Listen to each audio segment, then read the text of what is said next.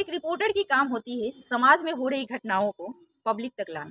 इसीलिए रिपोर्टर का काम इतना आसान नहीं होता है। इसी लाइन में एक लड़की अपनी कैरियर की शुरुआत पत्रकारिता लाइन से करती है और वो अपने काम से बेहद प्यार करती है।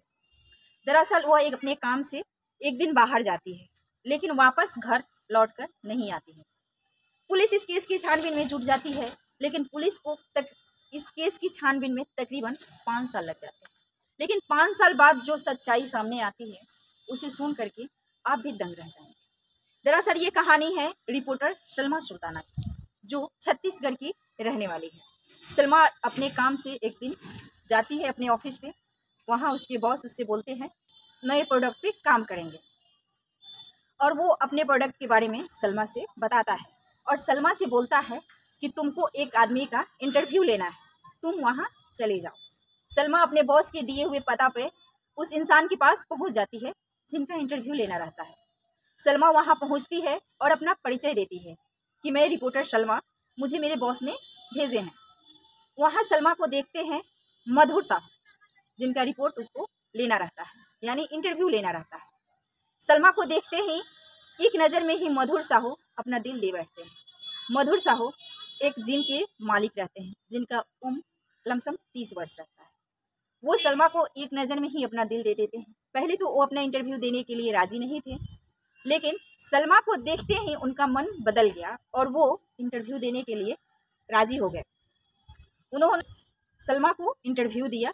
सलमा वापस आई, उनके इंटरव्यू को पोस्ट किया। पोस्ट पे अच्छा खासा व्यूज गया और अच्छा खासा नाम मिला। इस प्रकार मधुर साहू भी बहुत खुश हुए सलमा के रिपोर्ट से और जो की हुई है पोस्ट उससे, क्योंकि मधुर साहू को उस रिपोर्ट से और उस इंटरव्यू से बहुत ही ज़्यादा परिचय मिला और लोग उन्हें जानने लगे। इस बात से वो बहुत खुश हुए और सलमा के मोबाइल पे कॉल किए और सलमा से मिलने के लिए गुजारिश की। सलमा भी राजी हो गई मधुर साहू से मिलने के लिए।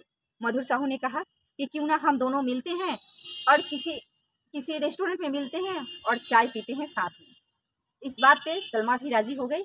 फिर दोनों एक रेस्टोरेंट में मिलते हैं और कुछ देर तक साथ में बैठते हैं और बैठने के बाद चाय पीते हैं। धीरे धीरे मधुर साहू जो है अपनी बात को आगे बढ़ाते हैं।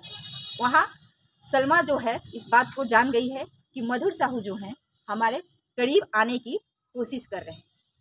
ऐसी बात होती गई, कुछ दिन तक इन लोगों की फ़ोन पे बातें होने लगी और ये बातें जो हैं प्रेम प्रसंग में बदल गई। कुछ दिन बीतने के बाद सलमा ने मधुर साहू से शादी करने की दबाव करने लगी, लेकिन मधुर साहू जो थे वो इनकार करने लगे। इनकार करने के बाद सलमा गुस्से में आकर उन्हें बहुत कुछ सुनाने लगी और गुस्से में आकर मधुर साहू ने सलमा के चुन्नी से ही सलमा की गर्दन दबाकर मार डाले। वहाँ मौजूद थे सलमा की नौकरानी कविता और उनके दोस्त कौशल, क्योंकि ये घटना मधुर साहू के मकान पे ही हुआ था, क्योंकि सलमा मधुर साहू के मकान पे ही मिलने गई। लेकिन जब राजी नहीं हुए मधुर साहू तो दोनों में झगड़ा शुरू हो गया और झगड़ा इतना बढ़ गया कि मधुर साहू ने सलमा का चुन्नी से ही उसका गला दबाकर मौत कर दी और लाश का ठिकाना लगा दिया।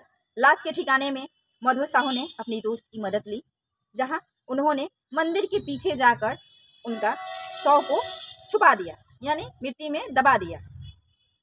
इधर घर वालों को शक ना हो तो सलमा की स्कूटी उसके घर पे भिजवाकर मधुर साहू ने अपने किसी करीबी से सलमा की स्कूटी को सलमा के घर पहुंचाकर और उनसे ये बात की सूचना दी कि सलमा अपने काम के सिलसिले में पुणे महाराष्ट्र गई हुई है, जहां उसे तकरीबन 15 से 20 दिन लग जाएंगे।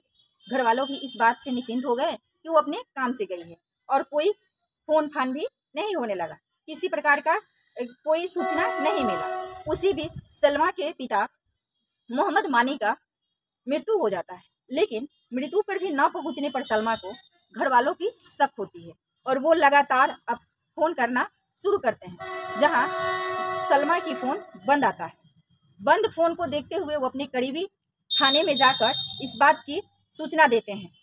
सूचना के बाद वहाँ के जो पुलिस थे इस बात पे गौर नहीं करते हैं, लेकिन कुछ दिन बाद दूसरे पुलिस वाले की जब वहाँ एंट्री होती है, उस थाने में एंट्री होती है, तो उस केस का जो फाइल आता है सामने, तो वहाँ जो आईपीएस